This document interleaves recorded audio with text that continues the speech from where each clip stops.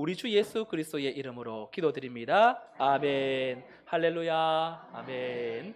오늘은 영적 오감 시리즈 두 번째 청각, 영적인 귀, 하나님의 음성 듣기라는 제목으로 하나님 말씀 증거하도록 하겠습니다. 여러분, 아리스토텔레스라는 사람 철학자인데요. 근데 이 사람이요, 철학자이면서도 생물학자로도 뛰어난 사람이었어요. 근데 이 사람이 기원전 4세기 예수님이 오시기도 전에 사람인데, 이 동물지라는 이 동물백과사전 책을 저술한 그런 사람인데요. 이 동물지에 보면 참 재미있는 이야기 하나를 써놓았어요. 사람과 그리고 일반 동물들의 차이를 특이하게 구분을 했는데, 이 모든 동물들은 귀를 움직일 수가 있대요. 그런데 유독 사람만 특별한 능력을 가진 사람이 아니고는 이 귀를 움직이는 것이 불가능하다는 겁니다. 여러분 한번 귀 움직여 보시겠어요? 귀 막 움직이시는 분 막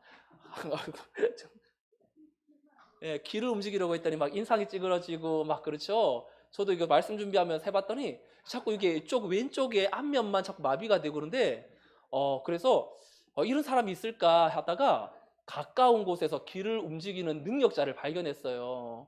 바로 저희 첫째 아들. 나중에 한번 지나가다가 한번 귀 움직여봐 한번 해보세요. 그러면 미세하게 막 귀가 이렇게 막 움직이는 게 보일 겁니다.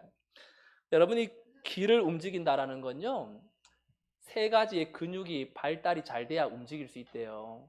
귀 주변에도 작은 근육이 3개가 있는데, 귀 앞쪽에 위치한 전이개근, 그리고 귀의 위쪽에 위치한 상이개근, 그리고 귀 뒤쪽에 위치한 후이개근이라는 3개의 근육이 조금은 발달이 좀 되어야 이 동물처럼 막 귀를 움직일 수가 있다고 합니다.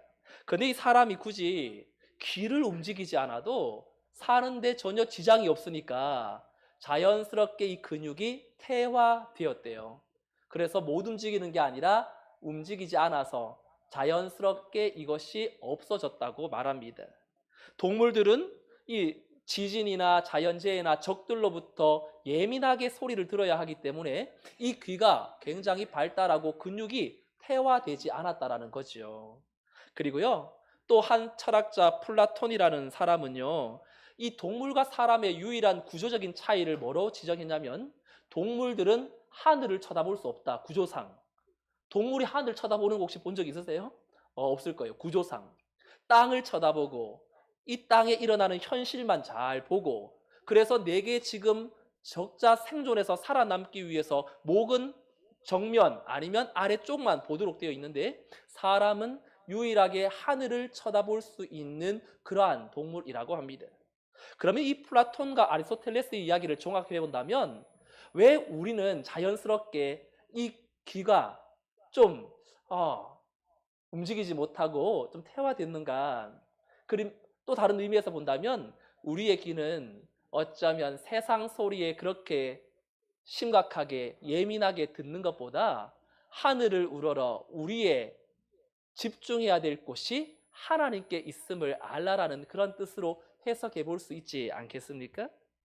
여러분, 우리 귀도 사용하지 않았으니까 퇴화되는 것처럼 하나님의 음성을 듣는 것도요, 이게 영적인 작업이기 때문에 여러분 연습하지 않고 훈련되지 않으면 듣는 귀는 난청으로 이어질 수밖에 없지요. 잘 듣는다는 거, 소통한다는 건 어쩌면 서로 간에 이 주고받는 이 대화가 오고 가야 하는데, 우리의 영적인 상태에 있어서도 이 청각이 마비가 되면 소통이 아니라 불통으로 이어지고, 하나님이 무엇을 내게 말씀하시는지도 알지 못한 채 살아가기가 너무 쉽다라는 거지요. 바라기는 오늘 영적 오감 시리즈 두 번째 시간을 통해서 우리의 심령 깊은 곳에 성령께서 깨닫게 하시는 그 하나님의 음성을 들을 수 있는 영적인 귀가 열려지기를 주님의 이름으로 축원드립니다. 아멘. 오늘 읽은 본문은 이렇게 시작하죠. 1절 말씀 우리 다시 한번 읽어볼까요? 1절 시작. 아이 사무엘이 엘리 앞에서 여호와를 섬길 때에는 여호와의 말씀이 희귀하여 이상이 흔히 보이지 않았더라. 여러분, 여호와의 말씀이 희귀하다라는 말이 어떤 뜻일까요? 긍정적으로 보다면 희소성의 가치가 있다는 거죠. 귀중하고 값지다라는 게 희귀한 거예요. 야, 참 희귀한 장면이다 이렇게 말하잖아요. 그런데 부정적으로 본다면 드물다, 거의 없다라는 뜻인데, 지금 이 말씀의 의미는 긍정적이 아니라 부정적이겠죠. 말씀이 분명히 있음에도 그 말씀을 듣는 사람이 없어서 영적 혼란한 시대, 암흑의 시대가 된 사사기 말기에 오늘 사무엘상의 이 3장의 배경이에요. 1차적으로 하나님의 말씀을 제일 잘 들어야 될 사람이 지도자들인데요. 이 지도자들이 하나님의 말씀을 듣지 않고 깨닫지 못하자 이 지도자들이 영적으로 어두워지니까 백성들도 사람들도 다 하나님의 음성 듣는 것이 희귀한 상태가 된 시대, 그것을 오늘 1절에는 여호와의 말씀이 희귀하여 이상이 흔히 보이지 않더라. 이상은 비전, 꿈 이런 것인데, 이 비전이 이상이 보이지 않는다는 건 하나님의 말씀을 듣는 수용자, 전달해 주어야 될 그 사람이 없다는 거지요. 하나님의 말씀이 제대로 들리는 그 한 사람만 있어도 이스라엘 백성들은 함께 모여 예루살렘 성전을 지으며 하나님의 뜻을 전달하는 그 한 사람으로 인하여 영적인 회복과 부흥은 시작되었죠. 오늘 이 말씀은 어쩌면 우리에게도 참 하나님의 말씀이 우리의 심령 속에 들려지고 있는지를 오늘 계속해서 묵상하면서 말씀을 또 따라오면 좋겠습니다. 그때 하나님께서 이스라엘 백성들에게 영적인 이 암흑 상태에 빠지게 되자 사람들은 어떻게 움직였냐면, 사사기의 특징이 있죠. 사사기 17장 6절에 보면 그때에는 이스라엘의 왕이 없으므로 사람마다 자기 소견에 옳은 대로 행하였더라. 여러분, 들리는 하나님의 말씀이 없기 때문에 이제 내 소견이 제일 중요하고 내 뜻이 진리이고 길이라고 믿었던 거지요. 여러분, 왜 하나님의 말씀이 이렇게 사라집니까? 하나님의 말씀은 여전히 어제나 오늘이나 있죠. 근데 그 말씀을 듣고 관심 가지는 사람이 없기 때문이겠지요. 아모스라는 선지자가 당시 자신의 그 나라에 처한 상태를 이렇게 한 절로 선포하는데요. 아모스 8장 11절 말씀 함께 선포해 보겠습니다. 시작. 주 여호와의 말씀이니라.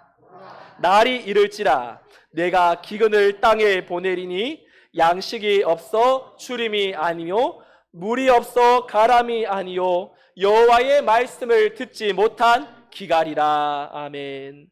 이 세상의 갈증과 기근은요, 아까 우리 장로님 기도한 것처럼 더 살기 좋아진 시대이지만 물이나 빵이 없는 기근이 아니라 하나님의 바른 복음이 없는 기갈, 더 문제는 그런 말씀을 사모하지도 않고 목마름도 없고 하나님을 묵상하지 않아도 그저 아무런 걸림을 느끼지 못하는 그 상태가 더 심각한 문제죠.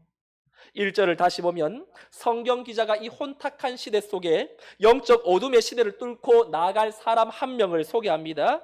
1절에 보면 아이 사무엘이 누구 앞에서? 엘리 앞에서 여호와를 섬길 때에는, 여러분, 왜 성경 기자가 사무엘 앞에 수식어 뭐라고 써놨죠? 아이라는 말을 써놨어요. 아이라는 말을 써놨다는 건 대략 학자들이 사무엘의 당시의 나이가 12세에서 15세 정도였을 것으로 보고 있습니다. 근데 이 아이 사무엘이 엘리 제사장에게 예속되어 있습니다. 엘리라는 당시 제사장은 이스라엘의 정치적 지도자요, 신앙적, 영적 지도자였어요. 한 사람이 두 역할을 감당하고 있었는데, 이 엘리라는 사람은 나이가 들고 영적으로 지금 민감하지 못해서 무언가 눈이 흐려진 상태, 그러니 스승도 흐려지니 이 제자 이스라엘 백성들도 하나님을 떠나 있는 이 상태. 그런데 성경 기자는 이 아이 사무엘 앞에 엘리의 상태를 2절에 이렇게 고발하지요. 엘리의 눈이 점점 어두워 가서 잘 보지 못하는 그때에 그가 자기 처소에 누웠고, 여러분, 엘리의 눈이 어두워 간다는 건 노환이라는 사실을 우리에게 말해주는 것이 아니라 지난주의 시각, 하나님의 역사하심을 볼 수 있는 영적인 눈이 닫혀진 상태, 영적인 그 상황을 고발하는 내용으로 눈이 어두워 가서라고 표현하는 겁니다. 그러니까 이 제사장 엘리의 상태는 지금 하나님의 말씀이 들려진 지 오래된 영적으로 암흑의 상태에 빠져버린 그 상황에서 3절은 성경지자가 대조적으로 사무엘의 상태를 이렇게 표현해 놓아요. 3절 말씀도 다시 한번 읽어볼까요? 시작. 하나님의 등불은 아직 꺼지지 아니하였으며 사무엘은 하나님의 궤에 있는 여호와의 전 안에 누웠더니 하나님의 등불은 아직 꺼지지 아니하였대요. 지금 이 하나님의 등불이 있는 곳은 성막, 이 성막 안에 성소와 지성소가 있는데 성소 안에 7 금 등잔대가 있습니다. 이 금 등잔대는 이 불을 밝혀야 하는데 언제부터 언제까지 밝히냐면 저녁부터 그 다음 새벽 동틀 때까지 제사장들이 밝혀야 하는 책임을 맡았어요. 하나님의 등불이 아직 꺼지지 아니할 때라는 말은요, 여러분 등불에는 기름이 있고 심지가 있겠죠. 근데 등불의 불이 언제 꺼지냐면 기름이 다 쏟인데도 당장 안 꺼져요. 왜? 심지에 뭐가 묻어 있으니까? 기름이 묻어 있으니까. 그런데 아직 등불이 꺼지지 아니할 때라는 건 기름이 지금 꺼져 있는 상태, 심지에 이제 기름이 말라져 가는 상태, 곧 등불이 꺼져 가기 일보 직전의 그 상태, 하나님의 등불이 아직 꺼지지 아니할 때에라는 말입니다. 그런데 이제 다른 기름이 준비되어져야 하는데 하나님은 그 영적인 기름으로 역할로 사무엘을 선택하신 거지요. 오늘 그런 점에서 본다면 하나님께서 우리 교회와 가정에 헌신과 열정과 수고로 인해서 달려온 우리 하나님의 등불이 꺼지지 않도록 영적인 파수꾼의 역할을 감당하신 우리 원로 목사님, 또 우리 원로 장로님들, 또 은퇴 장로님들, 또 우리 권사님, 집사님들, 저들의 역할이 얼마나 컸는지를 또 새삼 느끼게 됩니다. 하나님은 앞선 믿음의 선배들의 그런 역사, 사랑의 수고, 소망의 인내로 인하여 하나님의 등불이 꺼지지 않도록 보호해 주셨고, 앞으로도 그 역할이 조금도 방해받지 않도록 하나님께서 하나님의 등불을 계속해서 밝혀내실 줄로 믿습니다. 사무엘은 성소 안에서 이 등불이 꺼지지 않도록 그 역할을 맡았습니다. 원래 그의 역할은 그가 했던 것이 아니라 제사장이 해야 됨에도 불구하고 제사장이 지금 엘리는 나이가 많고 그 아들들 홈리와 뷰나스는 불경건한 아들이라 이런 일에는 관심도 없으니 사무엘이 그 역할을 대신하지요. 그런데 이 사무엘이 이 역할을 맡았기 때문에 그의 삶의 거처는 어디였냐면 3절 끝에 보니까 하나님의 궤에 있는 여호와의 전 안에 누웠더니, 사무엘의 삶의 거처는 여호와의 전에 있는 성소였어요. 그런데 엘리는 어디에 있습니까? 2절에 자기 처소에 누웠고라고 되어 있죠. 그러니까 이 간단한 장소의 차이는 단순히 수면 장소가 어디냐라는 걸 밝혀주는 것이 아니라 하나님과의 영적인 거리의 친밀함이 그만큼 차이가 났다는 것을 우리에게 알려주고 있는 것이죠. 이 등불을 결국 하나님은 이 어린 아이를 통하여서 계속해서 불이 밝혀지도록 그를 선택하셨습니다. 그런데 이 성경에 등불이 꺼지지 않을 때까지, 오늘 성경은 시간적으로 언제까지인지를 밝히지 않지만 세번역 성경에 보면 3절에 이렇게 번역해 놓았어요. 사무엘은 하나님의 궤가 있는 주님의 성전에서 잠자리에 누워 있었다. 이른 새벽 하나님의 등불이 아직 환하게 밝혀져 있을 때에, 제일 어둠이 깊은 시각, 이른 새벽 하나님의 등불이 밝혀져 있을 그때, 동트기 전 제일 어두움이 짙은 영적 혼돈의 시기를 지금 어쩌면 보내고 있는 이 상태에 사무엘은 제사장보다 더 가까운 하나님의 임재를 느끼며 거기에서 맡겨준 역할을 감당하고 있었습니다. 근데 여기에서 이제 역사가 나타나지요. 4절 말씀에 우리 같이 한번 읽어볼까요? 4절 시작. 여호와께서 사무엘을 부르시는지라 그가 대답하되 내가 여기 있나이다 하고, 하나님이 부르셨는데 이 사무엘은 즉각 반응해요. 기본 자세가 부르면 달려가는 것이 이 사무엘에게 가지고 있는 그러한 이 순종의 자세인데, 내가 여기 있나이다 그러면서 하나님께로 나가지 않고 사람에게로 가지요. 엘리가 부른 줄 알고. 그러니까 5절에 보니까 엘리에게로 달려가서 이르되 당신이 나를 부르셨기로 내가 여기 있나이다. 그가 이르되 나는 부르지 아니하였으니 다시 누우라 하는지라 그가 가서 누웠더니. 아직 사무엘은 어린 나이라 하나님의 음성을 직접 들어본 적도 없고 이 사람의 음성과 하나님의 음성을 분별할 수 있는 능력이 없으니까 자신을 부른 사람은 엘리밖에 없으니 엘리에게로 3번이나 갑니다. 또 사무엘아 사무엘아 불렀지만 또 엘리의 제사장에게서 당신이 부르셨기로 내가 여기 있나이다. 나는 넌 안 불렀다. 다시 가서 누워라. 이것이 3번 반복이 되다 보니까 마지막 3번째에 엘리는 그 영적 어두운 사람이었지만 하나님이 부르신다는 사실을 깨닫고는 이렇게 멘토 역할을 하지요. 9절 말씀을 함께 읽어볼까요? 9절 시작. 엘리가 사무엘에게 이르되 가서 누웠다가 그가 너를 부르시거든 내가 말하기를 여호와여 말씀하옵소서 주의 종이 듣겠나이다 하라 하니 이에 사무엘이 가서 자기 처소에 누우니라. 아멘. 지금 이 사무엘이 3번이나 엘리에게 갔더니 엘리는 이 사무엘에게 이제 하나님이 부르시는 것 같다. 그때 하나님이 부르시거든 이렇게 말하라고. 저를 따라서 한번 해보시겠어요? 말씀하옵소서 주의 종이 듣겠나이다. 이것이 청각, 하나님의 음성을 듣는 자세라고 할 수 있지요. 지금 엘리에게 말씀하셔야 하는데 제사장은 하나님께서 제쳐두고 사무엘에게 하나님의 말씀을 전하기 위하여 그를 부르시고 계십니다. 아이 사무엘이 엘리에게 예속되어서 여호와를 섬기는 이 상황이 이제 시간이 지나면 지날수록 영적 주도권이 바뀌어져요. 나이 많은 엘리가 어린 사무엘에게 하나님의 메시지를 들어야 하는 그러한 상황으로 계속해서 바뀌어져 가지요. 엘리의 가르침을 받은 사무엘은 4번째 하나님의 음성을 듣습니다. 10절 말씀 보니까 여호와께서 임하여 서서 전과 같이 사무엘아 사무엘아 부르시는지라 사무엘이 이르되 말씀하옵소서 주의 종이 듣겠나이다 하니. 여러분, 주의 음성을 듣기 위해서 첫 번째 가져야 될 자세는 말씀하옵소서라는 거예요. 여러분, 기도하러 오실 때 하나님이 혹시 많이 말씀하세요? 아니면 우리가 많이 말합니까? 우리가 말을 많이 하지요. 하나님 좀 들어보세요.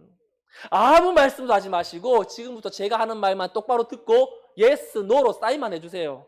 제가 하나님께 말하지 누구에게 말하겠습니까? 우리의 그 가슴 답답한 응어리를 쏟아내요. 그 기도예요. 너무 바람직한 기도입니다. 하지만 마지막은 들어야지요. 하나님 나 할 말 다 했으니까 이제 말씀하세요. 저는 제 마음을 토로한 거예요. 저는 가식을 떨고 싶지 않습니다. 제 마음에 있는 걸 다 하나님께 얘기했어요. 하지만 하나님의 뜻도 제가 알아야 되니 하나님도 저에게 말씀하여 주세요. 말씀하옵소서가 우리의 기도에 빠져 있는지를 점검해 보셔야 합니다. 청문회 현장에 가보면 질문하는 사람이 있고 답하는 사람이 있는데 질문을 하면 사람이 대답하려고 하니까 막 대답하는 순간에 질문하는 사람이 마음에 안 드니까 또 다른 질문을 막 쏟아내죠. 그 청문회 현장을 보고 있으면 참 소통이 아니라 일방적인 이 불통이 오고 가는 걸 보면서 답답하지 않습니까? 하나님의 음성을 듣는 것도 마찬가지예요. 내 삶의 주인이 누구인가? 나보다 나를 더 잘하시는 분이 하나님이라고 인정되어진다면 말씀하옵소서, 그것이 바로 하나님의 말씀을 듣는 첫 번째 자세이죠. 두 번째 말씀을 듣는 태도는 주의 종이 듣겠나이다. 여러분, 듣겠다라는 것은 어떤 자세입니까? 말해봐, 내가 한번 들어줄게, 이런 자세가 아니라 순종하겠다라는 의지의 표현이죠. 농구 경기에서 이제 10초를 남겨두고 상대방과 같은 팀이 동점이에요. 근데 10초를 남겨두고 감독이 공격권을 가진 감독이 불러요. 이번 공격이 마지막이니까. 그럼 모든 선수들이 감독의 말에 주의를 기울이죠. 왜냐하면 마지막 어떤 이 작전을 통해서 2점 승부로 끝나야 되든지, 그럼 반대편은 또 일부러 파울을 해서 또 유도하든지, 이 마지막 10초를 남겨두고 승패가 갈라지는 그 감독의 작전을 선수들은 듣고 실행에 옮겨야 되는 것처럼 말씀하옵소서 주의 종이 듣겠나이다라는 건 소극적인 태도가 아니라 그 말씀이 내 삶에 꼭 필요합니다. 그 말씀이 내게 정답입니다. 그 말씀만이 나를 살리는 유일한 대안입니다라는 그러한 자세가 주의 종이 듣겠나이다. 마태복음 8장에 보면 이런 사람이 나오지요. 로마 백부장이 자기 하인이 이 중풍병에 걸려서 못 움직이니까 하인을 버려도 되는데 물건처럼 다루어도 되는 그 시절에 로마 백부장이 너무 좋은 사람이었어요. 예수님께 오더니 내 하인이 이렇게 죽게 되었는데 고쳐달라고. 그러자 주님이 내가 가서 고쳐주겠다 하면서 같이 이동을 해요. 근데 이 백부장이 뭐라고 말합니까? 8장 8절 우리 같이 선포해 볼까요? 시작.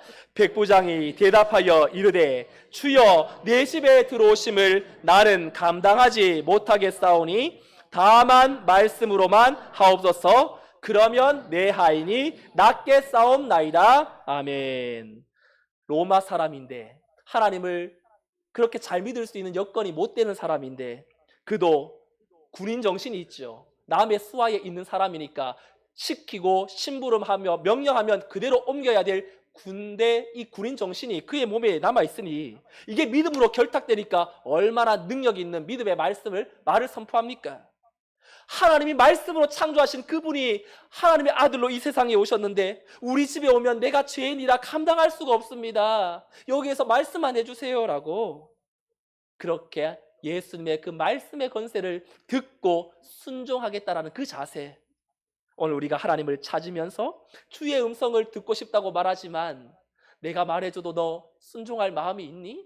너 내가 말해줘도 깨닫게 해도 너 그것에 대해서 순종하려고 하는 그 자존심을 내려놓고 말씀 앞에 서려고 하는 그 모습이 있냐고 우리에게 말씀하실 때 오늘 우리의 심령 깊은 곳에 하나님의 말씀을 다시금 순종 또한 우리의 의지를 다하여 그 말씀 앞에 설 수 있기를 주님의 이름으로 축원드립니다.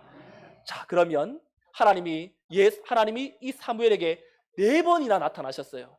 4번이나. 그러면 여러분 무슨 말을 하고 싶으셔서 이렇게 4번이나 나타나셨을까요? 제 같으면 어린 사무엘이니까 야 너가 정말 대안이다. 영적 어둠이다. 엘리 제사장도 이제 하나님의 음성을 들을 수 있는 귀가 닫혔다. 너가 정말 내 역할을 해야 된다. 뭔가 그를 격려하고 위로해 줄 것 같은데 너무나 큰 충격의 말씀을 전하고 계세요. 여러분 말씀은 우리에게 들려질 때에 내가 듣고 싶은 것만 들으려고 하면 또 안 들려요. 하나님이 내 뜻과 상관없는 것도 하나님 말씀하실 때에 듣고 순종할 수 있는 그 자세가 진짜 영적인 귀가 열려있는 자세 아니겠어요? 근데 10절 상반절에 보면 하나님께서 성경 기자가 이렇게 표현해요. 여호와께서 임하여 서서 전과 같이 생생한 사람의 몸을 가지고 계신 것처럼 서서 전과 같이 사무엘을 불러 무엇인가 말하고 싶은 아버지의 그 마음이 담겨 있는 구절이지요. 무슨 말씀을 하시려고 할까? 11절 말씀 함께 선포해 볼까요? 11절 시작. 여호와께서 사무엘에게 이르시되 내가 이스라엘 중에 한 일을 행하리니 그것을 듣는 자마다 두 귀가 울리리라. 아멘. 두 귀가 울린다는 건 경종의 소리예요. 너무 놀라서 넘어질 수 있는, 쓰러질 수 있는, 충격 먹을 수밖에 없는 그 상태가 이른다는 거지요. 어떤 메시지를 이 아이 사무엘에게 전달하려고 할까요? 13절 14절 하나님의 심판의 메시지를 이 사무엘에게 4번이나 찾아오셔서 이렇게 말씀하세요. 내가 그의 집을 영원토록 심판하겠다고 그에게 말한 것은 그가 아는 죄악 때문이니 이는 그가 자기의 아들들이 저주를 자청하되 금하지 아니하였음이니라. 그러므로 내가 엘리의 집에 대하여 맹세하기를 엘리 집의 죄악은 제물로나 예물로나 영원히 속죄함을 받지 못하리라 하였노라 하셨더라. 이스라엘을 대표하는 영적 지도자 엘리가 들어야 될 말을 어린아이 사무엘이 4번이나 하나님이 찾아오셔서 이 말씀을 들려주시려고 이 사무엘에게 오신 겁니다. 엘리 집안의 몰락을 선포하고 그 이야기를 엘리에게 전해야 되는 너무나 부담스러운 명령을 받았어요. 그런데 사무엘은 빠짐없이 과감 없이 다 이야기합니다. 1절에서 분명 아이 사무엘이 엘리 앞에서 여호와를 섬기고 있는데라고 시작했던 이 본문은 이제 이 엘리가 하나님의 심판을 아이 사무엘에게 들어야 하는 너무나 비극스러운 상태로 끝나버리지요. 사랑하는 성도 여러분, 우리는 오늘 이 말씀을 정리하면서 한 가지를 결단해야 합니다. 여러분, 이 세상을 주도하는 사람은 누구인가? 돈 많은 사람? 명예와 권력을 가진 사람? 내 한마디에 무언가 그 말에 듣고 순종하는 그런 세상 힘을 가진 사람이 이 세상을 주도하는 것처럼 보이지만 사실 세상을 주도하는 건 그런 사람들이 아니고요, 말씀을 가진 자가 주도하게 되어 있습니다. 하나님의 말씀이 들린 자가, 먹어본 자가, 열린 자가 그 말씀 앞에 설 때 그 말씀은 내 인생을 활짝 여는 은혜의 통로가 되고, 말씀을 받은 자는 사람들을, 상태들을 하나님께로 이끄는 영적인 통로가 되고, 나라와 민족을 향하여서도 하나님의 말씀과 뜻을 가지고 있는 자는 그 시대의 대안으로 쓰임받지요.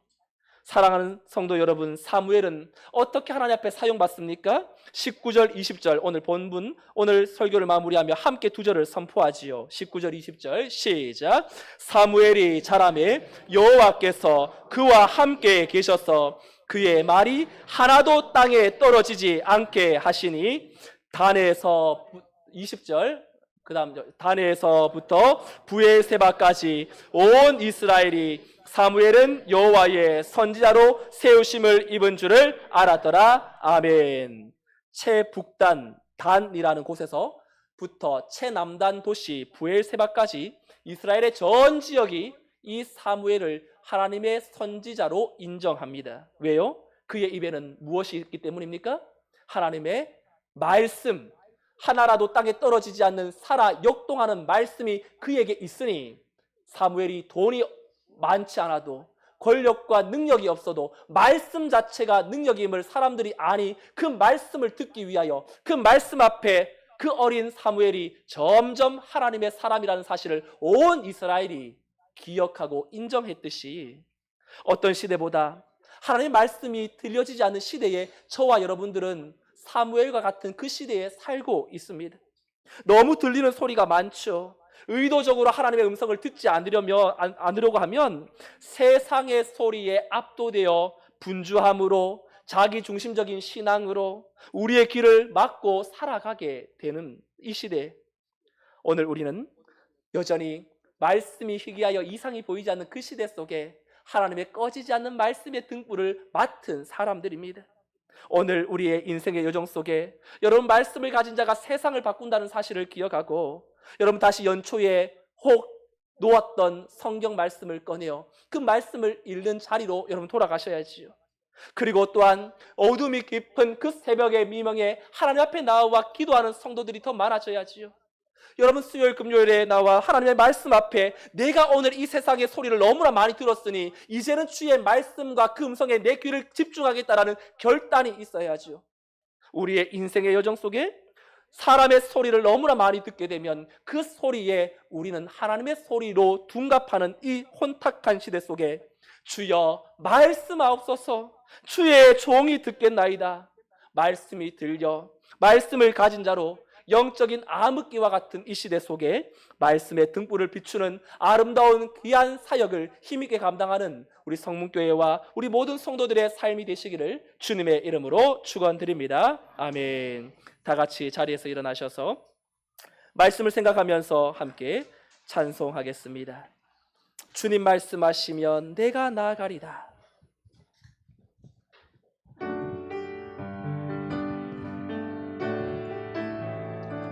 주님 말씀하시면, 주님 말씀하시면 내가 나아가리다. 주님 뜻이 아니면 내가 멈춰서리다.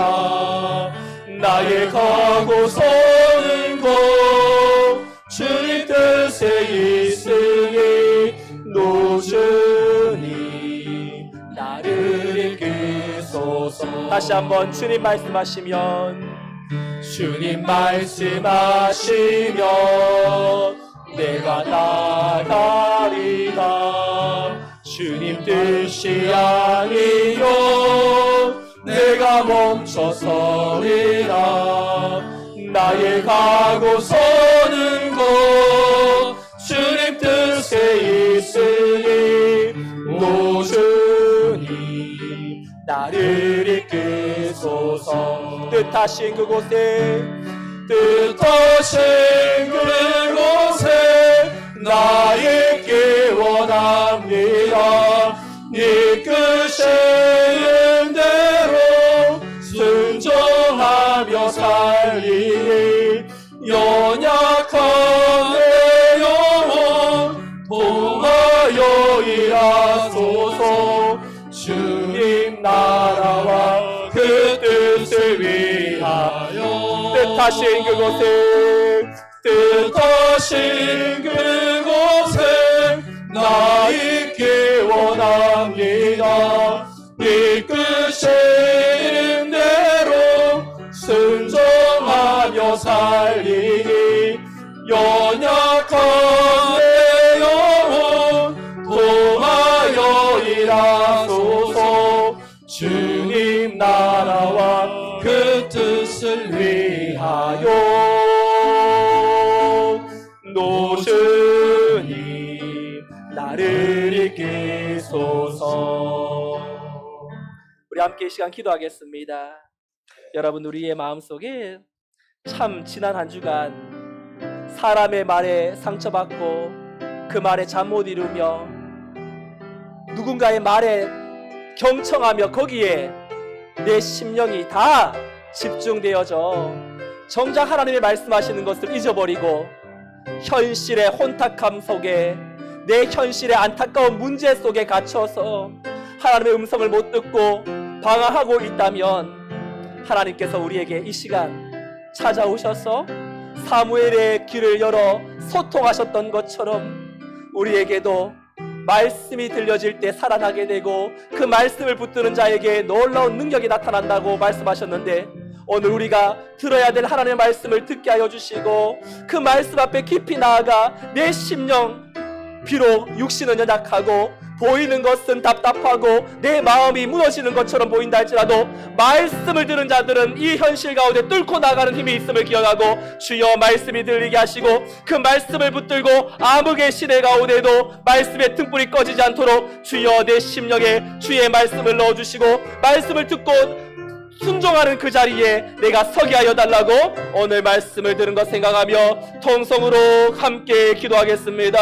하나님 아버지, 하나님의 놀라운 그 사랑과 그 말씀이 우리의 귀에 들려지게 하여 주시옵소서. 하나님의 그 음성에 우리의 귀를 기울이게 하여 주옵소서. 영적인 청각이 하나님 회복되게 하여 주옵소서. 아무리 말해도 들려지지 않는 그저 현실의 물질에 빠져 하나님 마음 가운데 사람의 말 한마디에 빠져 내 마음 깊은 곳에 하나님의 말씀이 안착되지 못하고 있다면 이 시간 우리의 심령에 영적 침체와 암흑의 시대 가운데에도 하나님의 말씀을 사모하는 마음을 가지게 하여 주옵시고 하나님의 그 말씀에 귀를 기울여 주의 뜻을 분별하게 하여 주옵소서. 하나님, 내 심령이 공고합니다. 힘듭니다. 고통스럽습니다. 이때에 세상의 형편에 대안을 찾기보다 하나님의 말씀으로 대안을 찾게 하여 주옵시고 이 시간 찾아오셔서 우리의 심령을 열어주시는 아버지의 말씀을 귀 기울이며 그 문제 앞에 압도하는 하나님의 은혜와 능력을 그 말씀을 통하여 이겨낼 수 있도록 성령으로 깨우쳐 주시고 예비하신 놀라운 능력으로 붙들어 주시옵소서. 영적인 청각의 현상이 완전히 회복되게 하여 주셔서 우리 주 하나님만 바라보며 믿음으로 설 수 있도록 성령으로 인도해 주시옵소서. 하나님의 그 크신 사랑과 은혜가 우리의 심령을 열어 주의 뜻을 분별할 수 있도록 믿음의 주 하나님만 바라볼 수 있도록 하나님 함께하여 주시옵소서. 하나님 아버지, 주의 말씀으로 우리의 영혼을 깨우시고 다른 어떤 것으로도 대안이 없다. 영적 암흑 현상에 필요한 건 하나님의 말씀이다.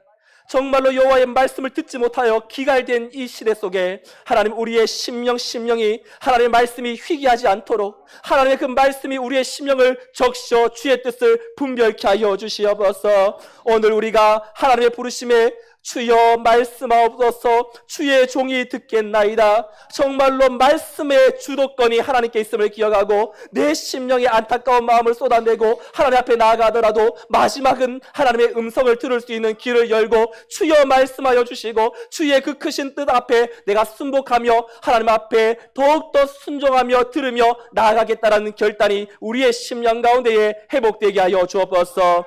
하나님의 등불이 꺼지지 않는 것은 하나님의 말씀이 오늘도 우리의 우리에게 들려졌기 때문이요. 그 말씀이 우리에게 들려졌다는 것은 여전히 이 시대는 하나님의 말씀을 가진 자가 주도한다는 사실을 기억하며 우리의 가정에서, 우리의 삶의 자리에서, 우리가 만나는 모든 삶의 여정 속에 하나님의 말씀이 들려져 그 말씀으로 해석하고 그 말씀으로 무너지지 않도록 내 자신을 새롭게 세워 주의 뜻을 분별하며 이 한 주간도 우리의 영적인 귀가 난청이 아니라 온전히 주의 뜻을 분별하는 청각의 아름다운 은혜로 주의 은혜의 능력으로 영적인 귀가 열려져 믿음의 주님만 바라보며 그 말씀 앞에 승리하는 이 한 주간의 삶이 되게 하여 주옵소서.